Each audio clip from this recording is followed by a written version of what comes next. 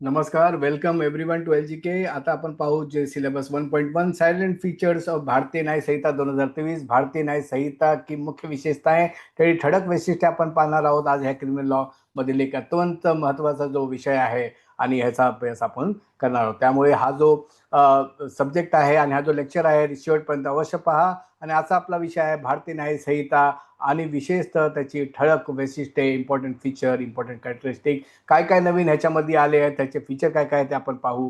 सर्वात प्रथम आपण याची इंट्रोडक्शन पाहू की भारतीय जेथील फौजदारी कायद्यामध्ये, क्रिमिनल लॉ सिस्टममध्ये हे स्वातंत्र्यानंतरचा जो सर्वात मोठा जो बदल आला आहे तो काय आहे आणि भारतीय न्याय संहिता 2023 म्हणजे काय. आणि ही संहिता जी जुन्या इंडियन पिनल कोड आहे, जी IPC आहे, त्याच्यात जी जागा घेते आणि त्याला म्हणजे जी बदल करते, ही आपण जी महत्त्वाची ते सगळ्या गोष्टी आपण पाहणार आहोत.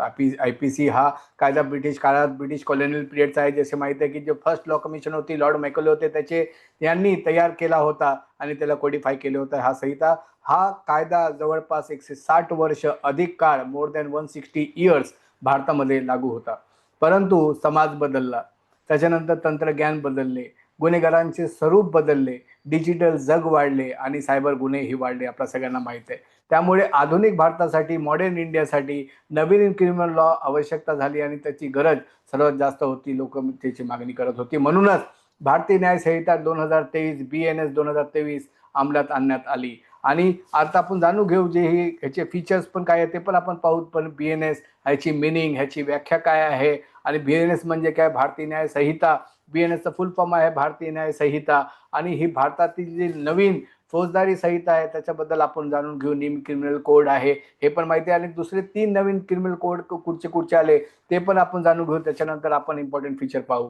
ही संहिता जी आहे की जी इंडियन पिनल कोड 1860ची जागा घेत येते. IPC आपल्याला सगळ्यांना माहिती आहे. आणि जे 3 नवीन जे क्रिमिनल लॉस आले त्याच्या रिफॉर्ममध्ये जे भारत सरकारने की नवीन क्रिमिनल लॉ अंमलात आणले ते पण, आणि त्याची पण फुल फॉर्म आपण थोडक्यात पाहून घेऊ. पहिले की भारतीय न्याय संहिता 2023, BNS भारतीय नागरिक सुरक्षा संहिता 2023, भारतीय साक्ष्य अधिनियम 2023, हे जे 2-3 जो नवीन जो पिनल लॉस आले, जुन्या आणि नवीन कायद्याची जर का तुलना बघितली, त्यांची नावं आपण बघितली, कंपॅरिझन जेव्हा करतो ओल्ड अँड न्यूची, ते इंडियन पिनल कोड 1860 याची जागी आता जे भारतीय न्याय संहिता 2023 आली आहे.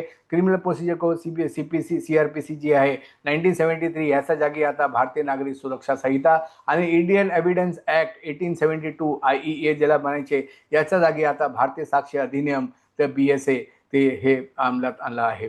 आता आपण ह्याच्या पुढे मुळू की जे सायलेंट फीचर आहे भारतीय न्याय संहिताचे ते काय काय आहे ते आपण जाणून घेऊ. की important meaning of the silent feature, की सायलेंट फीचर म्हणजे काय, सायलेंट फीचर म्हणजे आणि त्याचे मुख्य वैशिष्ट्ये, मेन कॅरेक्टरिस्टिक काय काय आहे BNSचे, भारतीय न्याय संहिताचे, हे पण आपण जाणून घेऊ. तर महत्त्वाचं जे ह्याची हायलाईट आहे ते पण आपण जे LGKचे हे जे लेक्चर याच्यामध्ये आपण जाण्याचा प्रयत्न करू.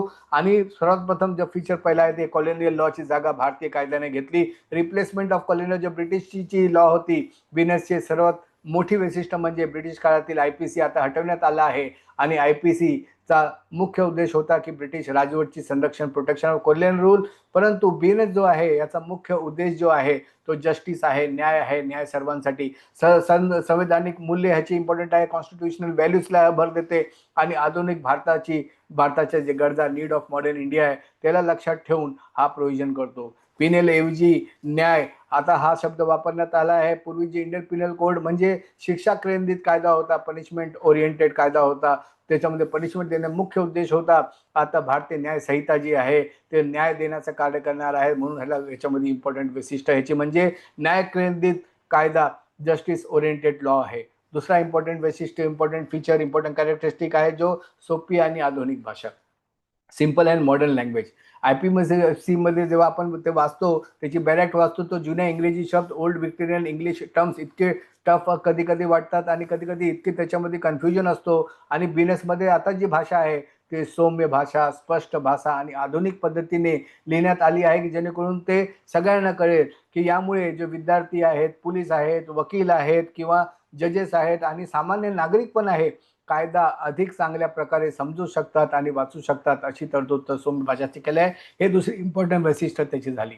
अजून एक ह्या लेक्चरमध्ये आपण पाहतोय की फीचर जे थर्ड, जे जस्टिस ओरिएंटेड अप्रोच आहे. BNS फक्त शिक्षेवर, पनिशमेंटवर भर देत नाही, तर आता आपण जर हेवा पाहतो न्याय, जस्टिस आणि पीडितांचे संरक्षण, जसे विक्टिम प्रोटेक्शन, न्याय आहे पीडितांचं प्रोटेक्शन करण्यासाठी आणि सामाजिक सुरक्षिततेसाठी, सोशल सिक्युरिटीसाठी ह्याच्यावर भर देते आणि याची प्रोव्हिजन पण ही करते. इम्पॉर्टंट फीचर आहे. आणि अजून एक इम्पॉर्टंट फीचर वैशिष्ट्य आपण जर का पाहिलं तर कम्युनिटी सर्व्हिस ही संकल्पना, इंट्रोडक्शन ऑफ कम्युनिटी सर्व्हिस हे BNS मध्ये सर्वात महत्त्वाचे बदलपैकी एक आहे. यापूर्वी IPC मध्ये मुख्य शिक्षा होत्या कैद, फाशी आणि किंवा दंड, कॅपिटल पनिशमेंट, ह्या सगळ्या गोष्टी होत्या. परंतु BNS मध्ये अजून एक नवीन जे क्रिएटिव्हिटी आणली आहे आणि जे कम्युनिटी सर्व्हिसेस की एक नवीन संकल्पना आणली आहे की सामुदायिक सेवासाठी ही नवीन शिक्षा आणली आहे. कधी कधी परीक्षामध्ये विचारतात व्हॉट इज कम्युनिटी सर्व्हिस. तर कम्युनिटी सर्व्हिस हे जाणून घेणं आवश्यक आहे. ते कम्युनिटी सर्व्हिस म्हणजे समाजासाठी उपयुक्त काम करणे, युजफुल फॉर पब्लिक वर्क, लोकांसाठी अवेअरनेस करणे, किंवा जसे उदाहरण आपण घेतो की सार्वजनिक ठिकाणी स्वच्छता करणे, अवेअरनेस करणे किंवा सामाजिक सेवा करणे, लोकहिताचे कामे करणे. तर या सगळे कम्युनिटी सर्व्हिसमध्ये पहिले काय होतं की फक्त जेल होती छोटे छोटे क्राईममध्ये, आता त्याची तरतूद चेंज करण्यात आली आहे. ह्याचा उद्देश आणि पर्पस एकदम क्लिअर आहे. कम्युनिटी सर्व्हिस का गुन्हेगाराला सुधारण्याचा प्रयत्न, reformation of an offender, the Gandhian theory की जेलवरील भर कमी करणे, reduce the burden of prison also, आणि समाजात सुधारणा घडवणे, हा इम्पॉर्टंट जे ह्याची प्रोव्हिजन आहे. फीचर 5 जेव्हा आपण पाहतो ऑर्गनाइज क्राईमवर कठोर कारवाई, strict provision against the organise crime. आता ऑर्गनाइज क्राईम म्हणजे आज भारतात जेव्हा आपण पाहतो की गँग क्राईम आहे, माफिया आहे, ड्रग ट्रॅफिकिंग, हवाला खंडणी, गँगस्टर आहेत, यांच्यासारखा जो ऑर्गनाइज क्राईम वाढले आहेत आणि वाढले होते. तर BNS मध्ये प्रथमच जे IPC मध्ये नव्हतं की ऑर्गनाइज क्राईमला विशेष महत्त्व देण्यात आलं आहे. ऑर्गनाइज क्राईम काय म्हणजे काय, पहिले आपण जाणून घेऊ की योजनेने किंवा गटाने किंवा आर्थिक फायद्यासाठी केलेले जाणारे जे गंभीर गुन्हे आहेत त्यांना दे ऑर्गनाइज क्राईमच्या ह्याच्यामध्ये ठेवतात. तर जसं कॉन्ट्रॅक्ट किलिंग झालं किंवा ड्रग सिंडिकेट किंवा ड्रगचे ते तस्कर असतात किंवा ड्रग माफिया असतात, ह्युमन ट्रॅफिकिंग, ह्या सगळ्या गोष्टी जे आहेत ते ऑर्गनाइज क्राईममध्ये येतात. फीचर 6 जेव्हा आपण पाहतो टेररिझम बद्दल की संबंधित तरतुदी जे आतंकवाद आहेत, प्रोव्हिजन रिलेटेड टू टेररिझम, राष्ट्रीय सुरक्षा, नॅशनल सिक्युरिटी आणि भारताची जी एकता आहे, युनिटी ऑफ इंडिया, ह्याला BNS मध्ये विशेष संरक्षण देण्यात आलं आहे. आणि दहशतवादांशी संबंधित गुन्हेगार जे आहेत त्यांना कठोर शिक्षा, स्ट्रिक्ट पनिशमेंट झाली पाहिजे, ह्याची पण तरतूद BNS मध्ये करण्यात आली आहे. हे आपल्याला लक्षात ठेवलं पाहिजे. आणि जेव्हा फीचर आपण नेक्स्ट फीचर जेव्हा पाहतो की सायबर क्राईमला मान्यता, recognition of cyber crime, IPC बनवले गेले तेव्हा जर का इंटरनेट नव्हते, कम्प्युटर नव्हता किंवा हे मोबाईल नव्हता आणि कम्प्युटर आणि डिजिटल फ्रॉड या सगळ्या गोष्टी नव्हता. पण आज जर जर का आपण पाहतो की ऑनलाईन स्कॅम किंवा OTP fraud, hacking, fake accounts किंवा सायबर फ्रॉड मोठ्या प्रमाणावर वाढले आहेत. आणि हे गुन्हे म्हणून BNS मध्ये आधुनिक जे आहे की डिजिटल गुन्ह्यांना ओळखलं पाहिजे आणि त्यांना त्याच्यामध्ये प्रोव्हिजन केली आहे. हे इम्पॉर्टंट फीचर अजून एक आहे. अजून एक फीचर बघितलं तर महिलांसाठी मुलांसाठी संरक्षण, protection of women and children. BNS मध्ये महिला आणि मुलांविरोधात जे गुन्हे आहेत, offence against women and children, विशेष महत्त्व दिले गेले आहे आणि त्यांच्यासाठी विशेष चॅप्टर पण तयार करण्यात आले आहे. आणि उदाहरणार्थ सेक्शुअल ऑफेन्सेस, ट्रॅफिकिंग आणि एक्सप्लॉइटेशन, हॅरेसमेंट आणि मुलांबरोबर होणारे अत्याचार, मुलींबरोबर होणारे अत्याचार यांच्यासाठी कठोर तरतुदी करण्यात आल्या आहेत BNS. ते हे इम्पॉर्टंट फीचर वैशिष्ट्य BNS आहे. अजून एक विशिष्ट वैशिष्ट्य आणि फीचर जर का आपण बघितलं तर मॉब लिंचिंग म्हणजे जमावाने केलेले हिंसा, व्हायलन्स बाय क्राऊड, आणि ह्याच्यावर पण प्रोव्हिजन करण्यात आलं आहे की जर का जात, धर्म, भाषा, समुदाय ह्या सगळ्यावर कोणीही दंगा भडकवलं, जात, धर्म, भाषा, समुदाय यांच्यावर आधारावर हत्या केली गेली किंवा दंगे केले गेले किंवा मारामारी केली गेली तर BNS मध्ये विशेष शिक्षा दिली जाऊ शकते. अजून एक फीचर आपण पाहू, सेडिशन लॉ हटवण्यात आला आहे, removal of sedition law. IPC मधील जसे सेक्शन 124A होतं सेडिशन, जे होतं गांधीजी, लोकमान्य टिळक असे जे आपले स्वतंत्र सैनिक होते यांच्यावर वादग्रस्त कायदा होता. हा कायदा ब्रिटिश स्वतंत्र सैनिकावर वापरला होता, त्यांच्यावर अत्याचार यांनी केलेले. BNS मध्ये सेडिशन हा शब्द हटवण्यात आला आहे. परंतु अजून एक गोष्ट याच्यामध्ये जी लक्षात ठेवायची आहे की देशविरोधी कृत्य किंवा सार्वभौम विरुद्ध कृत्य, विद्रोह या सगळ्या गोष्टीवर अजूनही कारवाई होऊ शकते आणि तशी प्रोव्हिजन भारतीय न्याय संहिता BNS मध्ये आहे. अजून एक आपण जर का फीचर वैशिष्ट्य याची पाहिली तर इलेक्ट्रॉनिक एव्हिडन्सला महत्व आहे.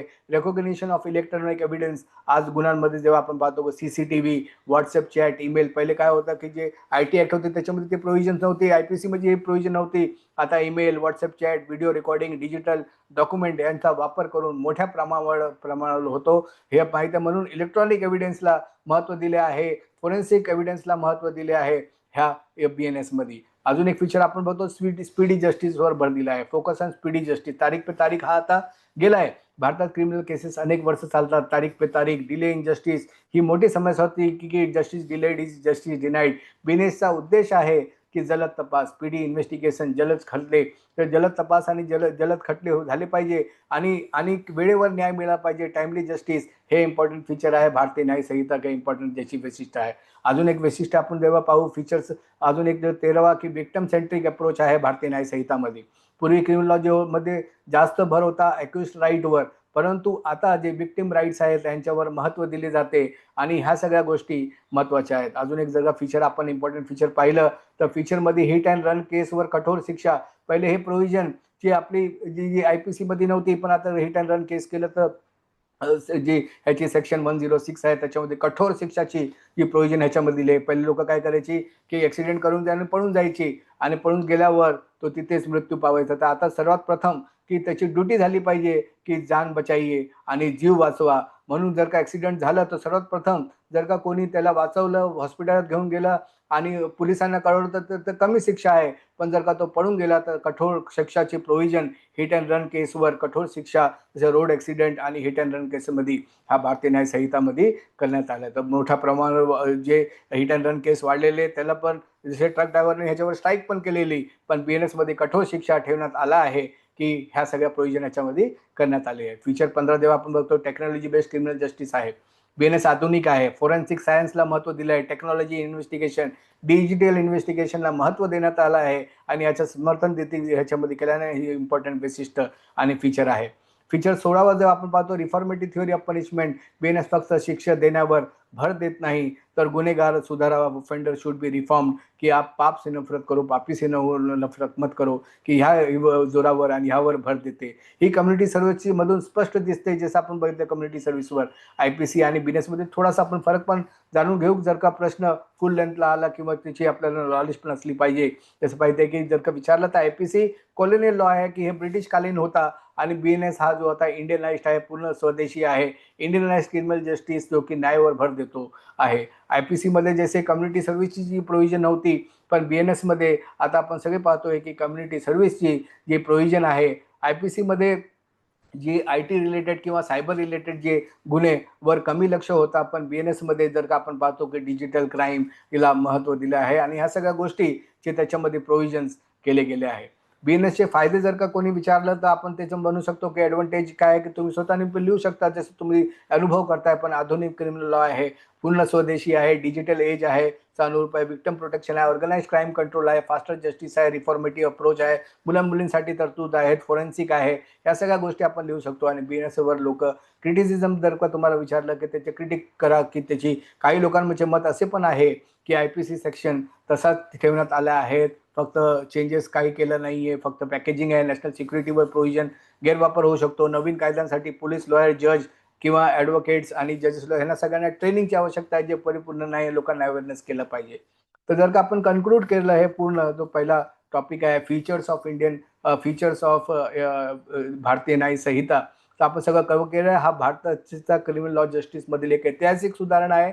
ही संहिता आधुनिक भारत, तंत्रज्ञान, सार्वजनिक जे संविधानिक मूल्य, महिलांचे संरक्षण, पीडितांचे हक आणि राष्ट्रीय सुरक्षा यांचा विचार करून तयार करण्यात आला आहे. तर ह्या लेक्चरमध्ये आपण पाहिलं की हे क्विक लेक्चरमध्ये आणि क्विक रिव्हिजनमध्ये की BNSचे मुख्य उद्देश आहे फक्त शिक्षा नव्हे तर not only punishment but justice आणि न्याय. तर भारतीय जी न्याय संहिता आहे 2023 ही केवळ नवीन क्रिमिनल लॉ नाही तर आधुनिक भारताच्या न्यायव्यवस्थाकडे जाणार एक महत्त्वाचे पाऊल आहे. धन्यवाद. आपण सगळे LGK log and with Keshav जरूर पहा आणि ते आवडलं आणि काही याच्यामध्ये सुधारणा करण्याची आहे तर ते पण तुम्ही कमेंटमध्ये लिहा. व बघत राहा LGK log and with Keshav. मी असे important topic English, Hindi, Marathi मध्ये पाठवत राहीन. धन्यवाद.